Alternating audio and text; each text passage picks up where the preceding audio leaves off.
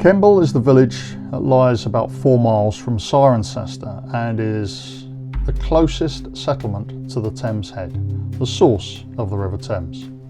And it is to Kemble that I am heading to do a recce for the mission that we are about to undertake.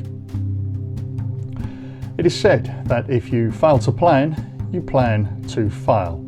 And certainly the first 24 to 48 hours are going to be quite challenging, and we need to know where we can get the boats into water sufficient for them to float and how far that is from the start, and indeed work out where the start actually is, having never been there before. So when you get to Kemble, head for the Thames Head Inn. Go in, get some refreshment, then as you leave, turn left, go down the hill under the railway bridge, turn left into the fields along the footpath. That footpath runs along a bit of a ridgeline overlooking the valley down which the source of the Thames, basically a very shallow ditch, runs. If you keep walking, you will eventually find yourself in the corner of that field where a stone marker indicates the source of the Thames. Thames Rock, which says the conservators of the River Thames, 1857 to 1974. The stone was placed here to mark the source of the River Thames. That pile of assorted stones, some mud and a few cowpats represents the source of the River Thames. And if this sign here is to be believed, 184 miles that way is London and a Thames barrier.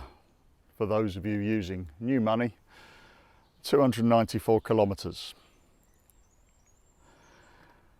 Now we're not going to bother bringing the kayaks here because it is at least 15 miles in the middle of the summer to get to a point where they will float, and as much as I'm sure it would be an amusing spectacle, and I do have wheels on mine, I'm not dragging my kayak 15 plus miles cross country that way just to say my kayak has travelled the entirety of the Thames from its source down to Southend. And after 15 miles we should find ourselves at the village of Cricklade, which is the natural start point of a journey down the Thames because it's the highest point considered navigable. As you can see, there's not a huge amount of water here, but just outside of the village is the actual start point.